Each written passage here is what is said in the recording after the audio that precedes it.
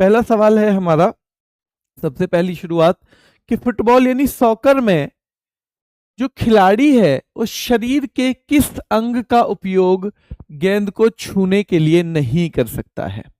यानी अगर गोलकीपर को छोड़ दें तो वो कौन सा अंग जो है यूज नहीं कर सकता। भाई फुटबॉल है, पैरों से खेलेंगे, हेडर भी मारते हैं, घुटना भी मार सकते हैं, लेकिन हाथ वो नहीं छू सकते। तो ऑप्शन आ जाएगा हमारा आंसर हाथ बेटा। ठीक है, चलिए।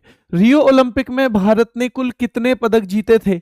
आपको पता होना चाहिए, रियो ओलंपिक में भारत के केवल 2 ही पदक थे, और वो किस किस के थे? तो पीवी सिंधु और साक्षी मलिक।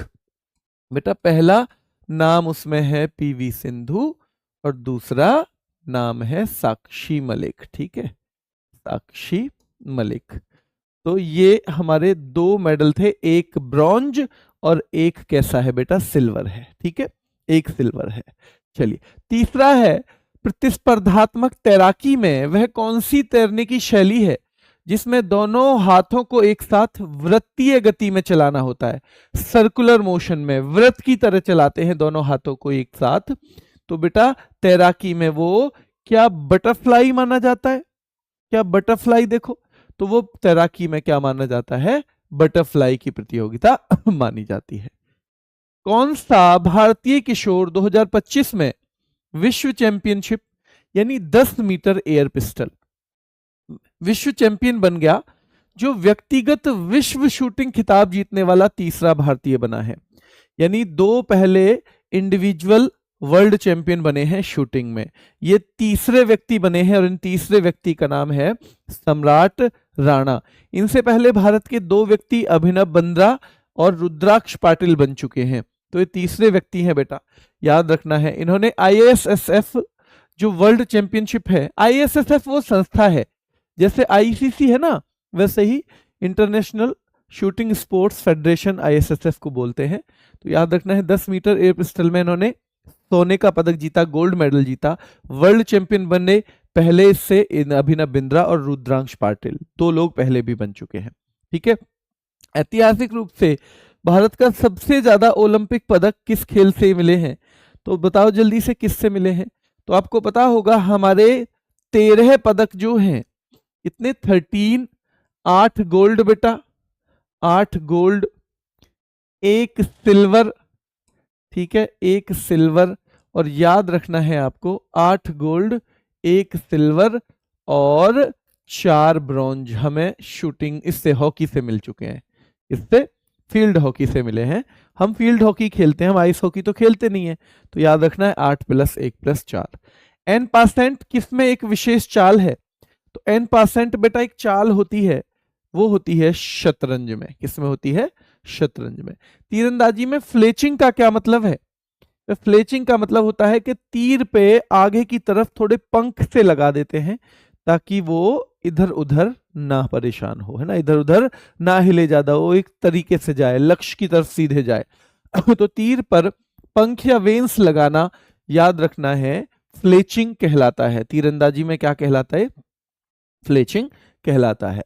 1951 के एशियाई खेलों में भारत ने कितने गोल्ड मेडल जीते हैं? हम इस सवाल में केवल गोल्ड देखेंगे क्योंकि कई बार फिर हम गड़बड़ कर जाते हैं ना। और इसमें भारत का स्थान आपको पता है दूसरा था, और पहले स्थान पर जापान था 1951 में। ठीक है, एशियाई खेल 2023 में भारत की समग्र पदक रैंक क्या थी, यानी overall medal rank 2023 Asian games में, और 2023 यानी 22 वाले ही है ये, और 22 की कॉमनवेल्थ में हम दोनों में चौथे नंबर पे हैं। हम कौन से पे हैं? हम दोनों में ही बेटा चौथे नंबर पे हैं, 4th प्लेस पे हैं। ठीक है, चलिए आगे आइए। किस भारतीय खिलाड़ी ने 2016 में भाला फेंक में 86.48 मीटर का वर्ल्ड जूनियर रिकॉर्ड बनाया था, और एथलेटिक्स में विश्व रिकॉर्ड बनाने वाले वो पहले भारतीय बन गए थे? तो याद रखना है 2016 में जूनियर लेवल पे ही 86.48 मीटर फेंक कर जो नीरज चोपड़ा है हमारे, वो पहले ऐसे भारतीय बन गए थे जिन्होंने एथलेटिक्स में कोई वर्ल्ड रिकॉर्ड बनाया है। एथलेटिक्स में जो कोई वर्ल्ड रिकॉर्ड बनाया हो, नीरज चोपड़ा बने थे। भारत में प्रो रेसलिंग लीग, ये मैं आपसे पूछूंगा, बताओ कब शुरू हुई है, कब शुरू हुई है। देखो बेटा कंफ्यूज मत हो, आपने, मैंने एक दिन वो भी पढ़ाया था आपको, क्या मैंने एक दिन पढ़ाया था वो प्रैक्टिस सेट में भी, आप तब भी कंफ्यूज थे।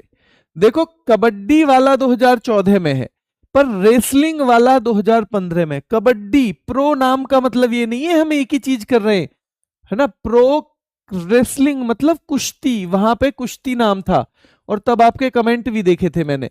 तो कुश्ती वाली लीग बाद में शुरू हुई है 2015 में, जबकि कबड्डी लीग की शुरुआत हो गई थी 2014 में।